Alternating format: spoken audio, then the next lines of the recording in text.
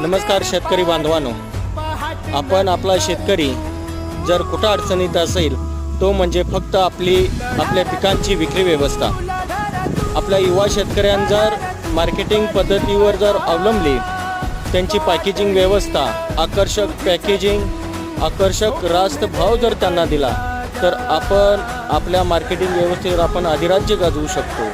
इतरांच्या अवलंबून न राहता जर आपण स्वतः पॅकेजिंग व्यवस्था केली, त्याची प्रतवारी व्यवस्थित केली तर आपण मार्केट गाजवू शकतो. आज शेतकऱ्यांना इतर अनुदान असतील किंवा काय असतील याची काही गरज नाही, फक्त त्याने योग्य मार्गदर्शनाची जर गरज तुम्ही दिली तर आज शेतकरीसुद्धा अधिराज्य गाजवू शकतो.